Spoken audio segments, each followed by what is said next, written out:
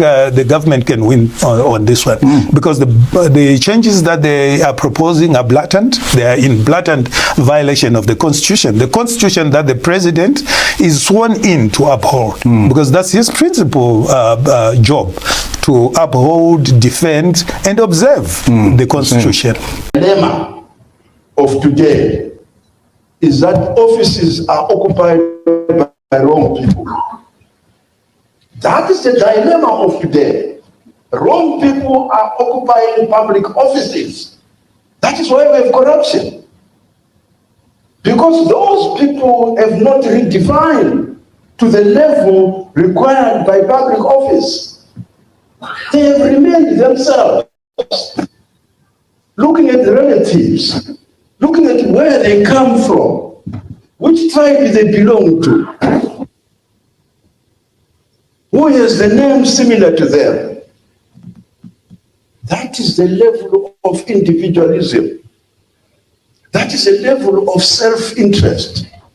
That is the level of selfishness. And that is the recipe for corruption. So how do we resolve it? How do you disentangle? How do you correct this?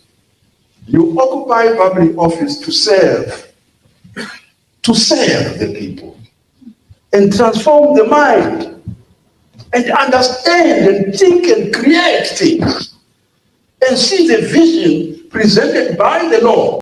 All right, I know some of you, it's your first time to pass through this channel. You're welcome. You should never forget to subscribe.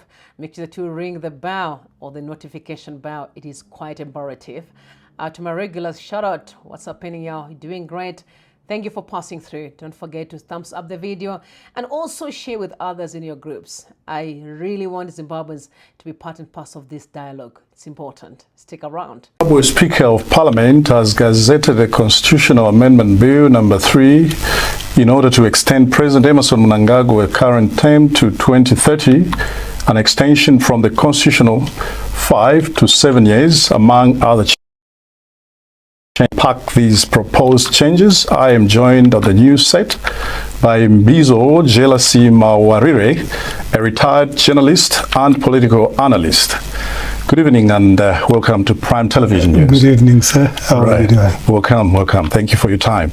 Straight into it. I want to find out what does this constitutional amendment, this constitutional amendment number 3. Constitution.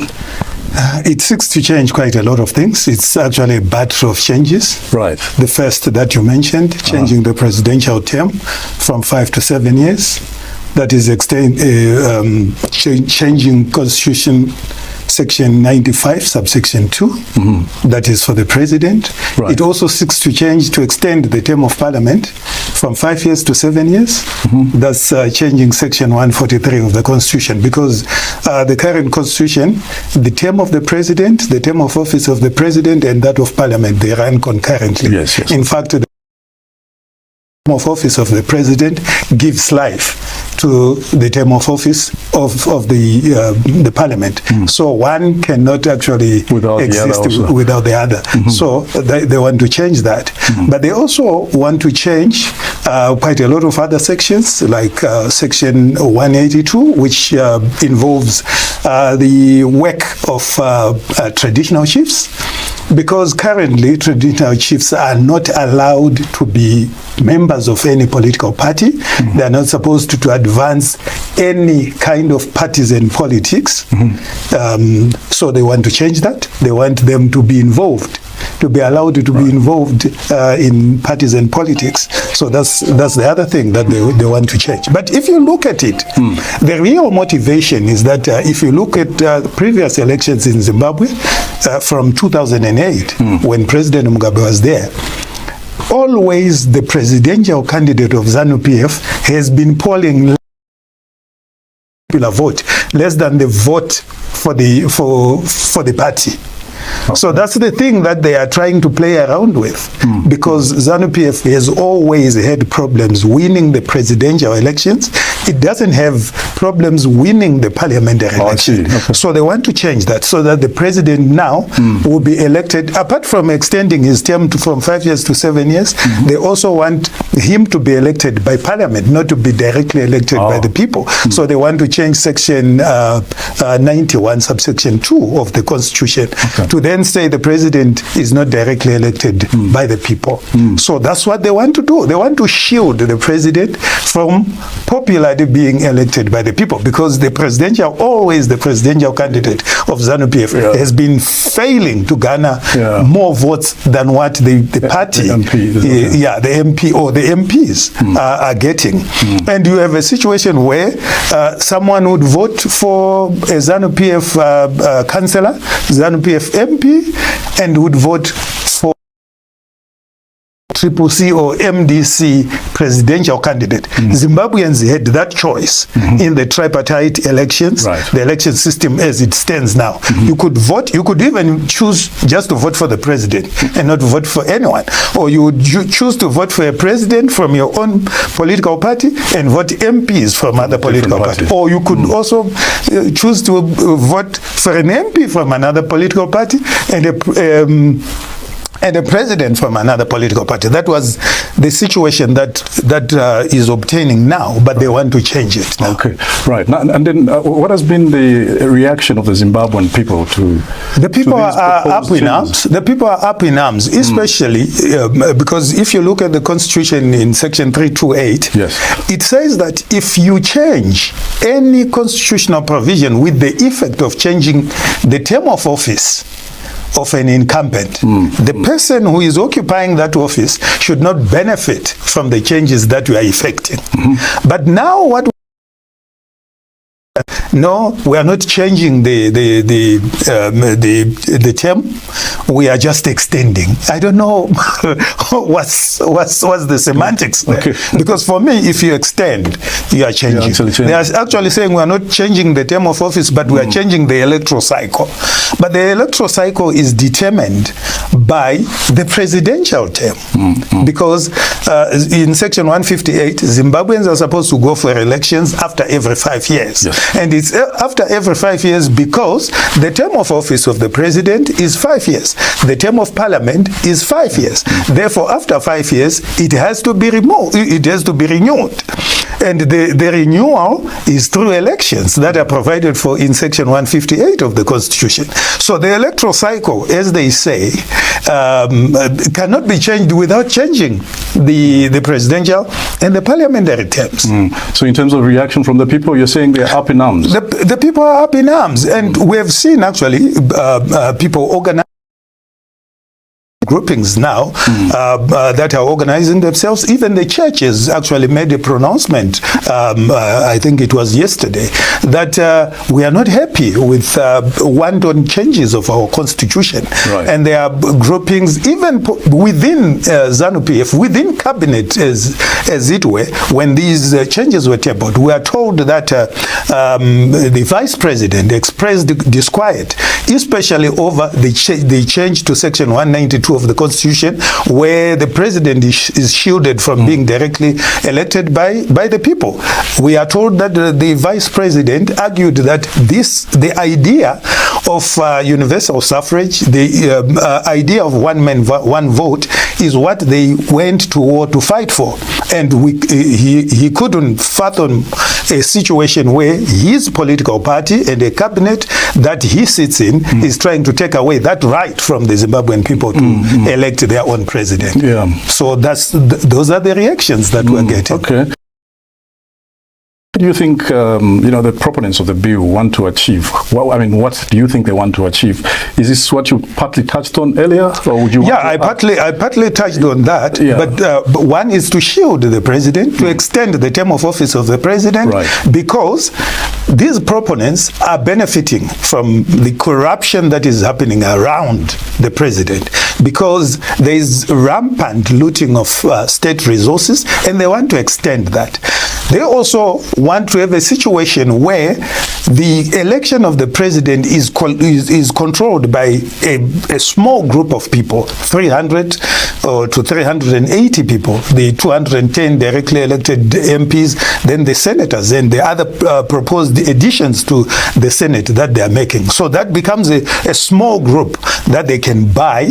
So they are trying to create a situation where those that have money can actually buy the 300-something MPs to be elected to be the president, and then continue. It means it's the same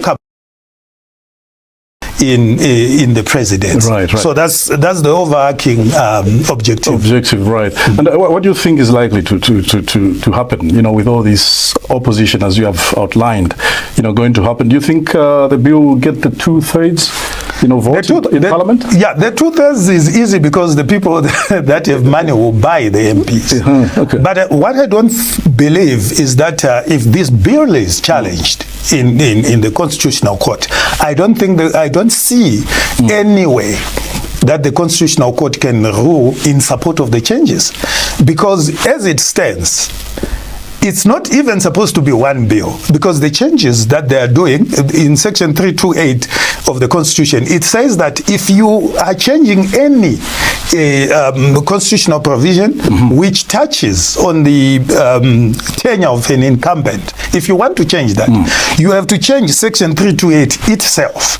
And Section 328 cannot be changed together with any other changes. It has to be a separate bill.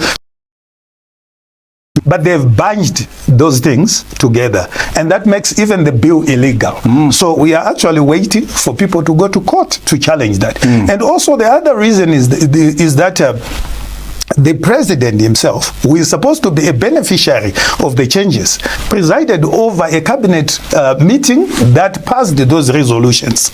So that violates Section 196 of the Constitution, where you cannot use your current position to further your personal interests. It states out the principles of good governance.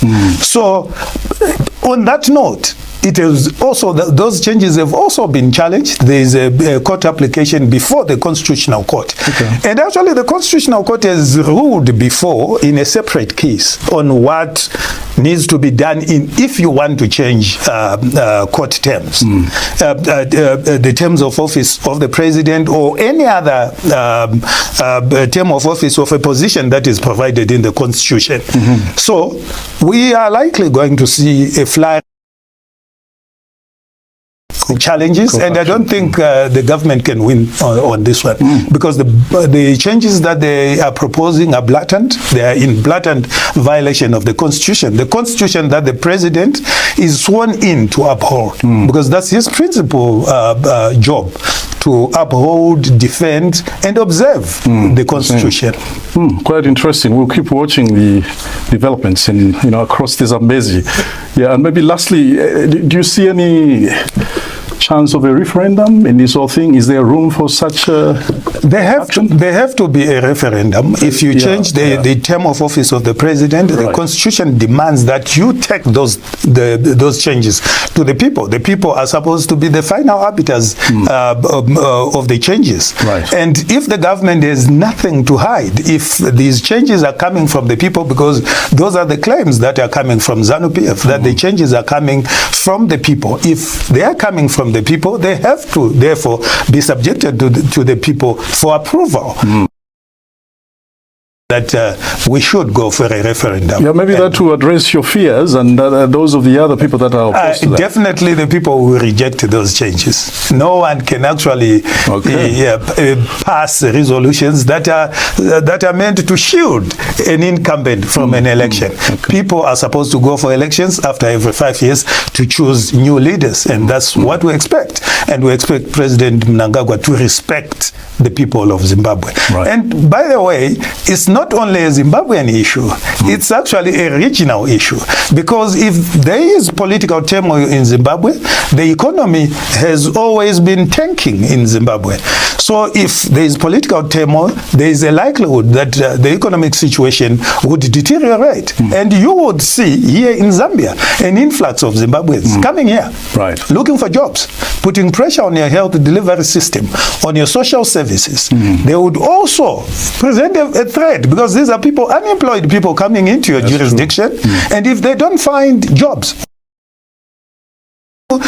involve themselves in criminal activities. So the situation in Zimbabwe as it is a SADC problem. Here in Zambia, you are even worse, because it's only 600 kilometers away. We share a lot of languages. People are comfortable coming here. Yeah, and if they are employed, they will pose serious problems in your own country. Okay, thank you so much. Regime, having proclaimed and publicized and gazetted Amendment number 3 of 2026 on the 16th of February 2026, cannot stop Zimbabweans from meeting to debate this heinous, toxic constitutional amendment. And it's ironic and hypocritical that the same regime and its ruling party is actually having consultative meetings, including a Politburo, to discuss this heinous bill. We also find it unacceptable that the regime has unleashed a violence and toxicity against all alternative opinion. We condemn, for instance, the assault on 2 members of the National Constitutional Assembly, led by Professor Lovemo Maduku, that took place yesterday after a meeting of the NCA. We condemn the defacing of Jameson Timber's home and that of Dr. Ibo Mandaza, which is consistent with the bombing of SAPES Trust on the 28th of October 2025 and the bombing of the home of Gilbert Mbwende on the 28th of October 2025. We think that the government of the day and the regime has declared a de facto state of emergency, has declared a de facto zone of no authority when it comes to debating this bill. But I want to assure Zimbabweans that we, as in the CDF, we are not stopping. We're going to proceed with our launch in a private meeting. We're going to commence our public meetings starting with next week on Wednesday at a venue to be announced. And of course, we're going to notify the police in terms of Section 7 of the MOPO Act. All right, thank you guys for watching. Please do comment, share, and also like the video. Comment respectively. I love you guys. Bless you and bless Zimbabwe. Bye for now.